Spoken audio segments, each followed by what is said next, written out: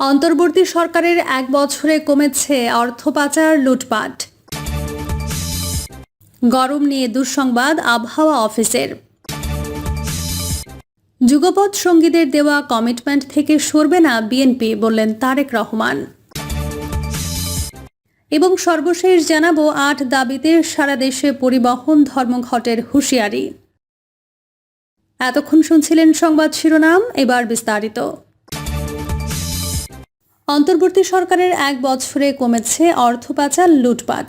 নানা সংকট আর চ্যালেঞ্জের মধ্য দিয়ে অন্তর্বর্তী সরকারের এক বছর পূর্ণ হলো।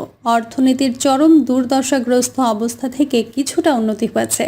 রপ্তানি খাতে প্রবৃদ্ধি হয়েছে, কমেছে অর্থ পাচার ও লুটপাট। অন্তর্বর্তী সরকারের দায়িত্ব নেওয়ার এক বছরে অর্থনৈতিক অবস্থার অগ্রগতি জানিয়ে বাংলাদেশ ব্যাংকের governor doctor Ahsan H Mansur এসব কথা বলেছেন। শেখ হাসিনা সরকার ক্ষমতাচ্যুত হয়ে পালিয়ে যাওয়ার পর ছিল জিনিসপত্রের চড়া দাম, বেকারত্বের নিষ্পেষণ আর পাচার, লুটপাটে ক্ষতবিক্ষত অর্থনীতি ও ব্যাংক ব্যবস্থা। এমন অবস্থা থেকে মুক্তির আকাঙ্ক্ষায় রচিত হয় নতুন ইতিহাস। কিন্তু গেল এক বছরে সেসব প্রত্যাশার কতটুকু পূরণ করতে পেরেছে অন্তর্বর্তী সরকার? তথ্য উপাত্তের বিচারে অবশ্য এই প্রশ্নের জবাব বেশ খানিকটা স্বস্তির। কেননা উত্তরাধিকার সূত্রে ভঙ্গুর এক অর্থনীতি নিয়ে যাত্রা শুরু করা অন্তর্বর্তী সরকার সক্ষম হয়েছে রক্তক্ষরণ থামাতে।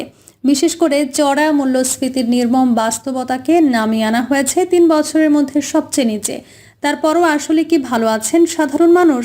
এমন প্রশ্ন ছিল অর্থ উপদেষ্টার কাছে।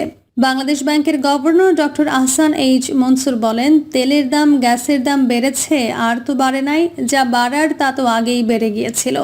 ইনফ্লেশনের বড় একটা অ্যাকাউন্ট, 60% অ্যাকাউন্ট কিন্তু এক্সটার্নাল সোর্স থেকে হয়েছে। এই 60% নিউট্রালাইজড করতে পেরেছি। শুধু মূল্যস্ফীতি নয়, দীর্ঘদিন ধরে দেশি বিদেশি দায় দেনার চাপে পিষ্ট বাংলাদেশকে ভারমুক্ত করতে পেরেছে নতুন পরিশোধ। যেমন শোধ করা হয়েছে বিদ্যুৎ, জ্বালানি, সার ও পরিবহনের $3 বিলিয়ন দায়। 4.5 বিলিয়ন যোগ হয়ে মজুদ উঠেছে 25-এর কাছাকাছি। রেকর্ড 30 বিলিয়নের মাইল ফলক ছাড়িয়েছে প্রবাসী আয়। আর নানা সংকটেও ভালো প্রবৃদ্ধি রপ্তানি খাতে, কমেছে অর্থ পাচার, লুটপাট, স্বস্তি ফিরেছে ব্যাংক খাতেও। অবশ্য এতে আত্মতুষ্ট না হয়ে বরং একটা টেকসই ব্যবস্থা গড়ার আপ্রাণ চেষ্টায় কেন্দ্রীয় ব্যাংকের গভর্নর। বাংলাদেশ ব্যাংকের governor doctor Ahsan H Mansur বলেন, বাবা মাকে দেউলিয়া করে দিয়ে গেছে, সন্তান হিসেবে তো আমাকে এটা ঘোরাতে হবে। আমি সেই ঘোরানোর চেষ্টা করছি। ভবিষ্যতে ফাইন্যান্সিয়াল সেক্টরকে যাতে এস্টাবলিশডভাবে, টেকসইভাবে সামনের দিকে নেওয়া যায়, সেজন্য অনেকগুলো রিফর্ম হাতে নেওয়া হয়েছে। আগামী 5 বছরের মধ্যে বিশালভাবে বড় পরিবর্তন দেখতে পাবো, কিন্তু আমাদের পরবর্তী সরকারকে সুযোগও দিতে হবে কাজগুলো করার জন্য।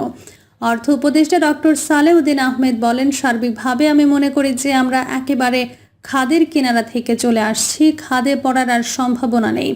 এখন আমরা অনেকটা স্বাভাবিক পরিস্থিতিতে চলে আসছি। জুলাই অভ্যুত্থানের বড় আকাঙ্ক্ষা ছিল নতুন কর্মসংস্থান তৈরি, বৈষম্য কমানো এবং কল্যাণমুখী ব্যবস্থা প্রণয়ন। এই এক বছরে যে সেদিকে খুব একটা এগুতে পারেনি অন্তর্বর্তী সরকার, তা অকপটে স্বীকার করলেন এই দুই শীর্ষ ব্যক্তি।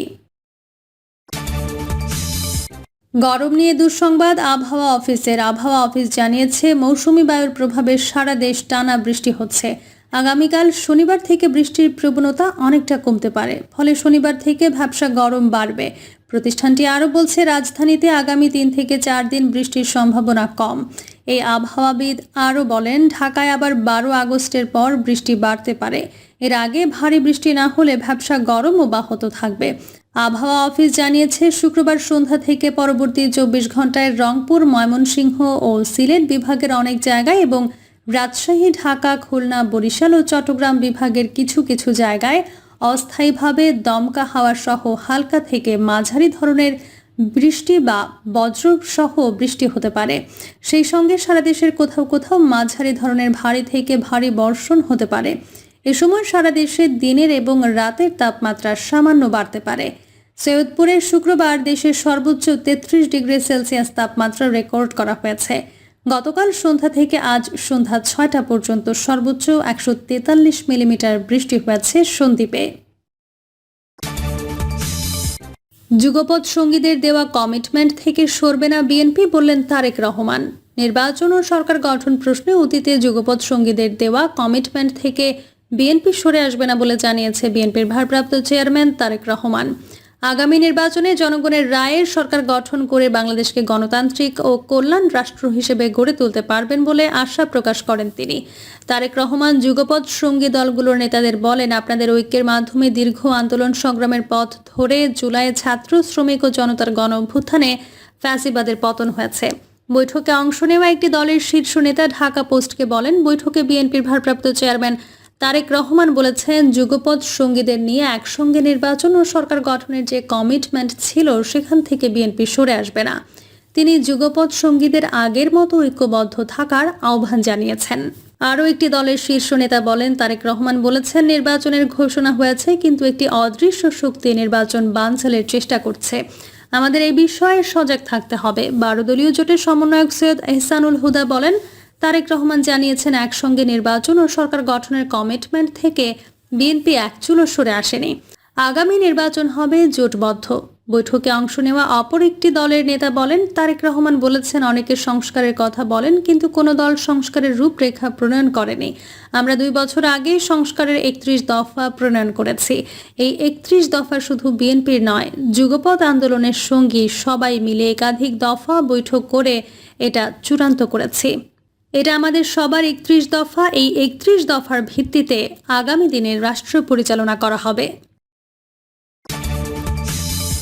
8 দাবিতে সারা দেশে পরিবহন ধর্মঘটের হুঁশিয়ারি। 8 দফা দাবি না মানলে আগামী 12 আগস্ট থেকে সারা দেশে 72 ঘন্টা পরিবহন ধর্মঘটের হুঁশিয়ারি দিয়েছে বাংলাদেশ সড়ক পরিবহন মালিক সমিতি। সড়ক পরিবহন মালিক সমিতি ফেডারেশনের মহাসচিব সাইফুল আলম প্রধান অতিথির বক্তব্যে বলেন, দুর্ঘটনায় চালকের জামিন না পাওয়ায় আইন সংশোধন সহ 8 দফা দাবি না মানলে এই ধর্মঘট হবে। যোগাযোগ উপদেষ্টার কাছে আমরা 8 দফা দাবি জানিয়েছি। সারা দেশে দাবির পক্ষে প্রচার চলছে। আমাদের দাবি মেনে না নিলে 12 আগস্ট ভোর 6টা থেকে 15 আগস্ট ভোর 6টা পর্যন্ত সারা দেশে পরিবহন ধর্মঘট পালন করা হবে।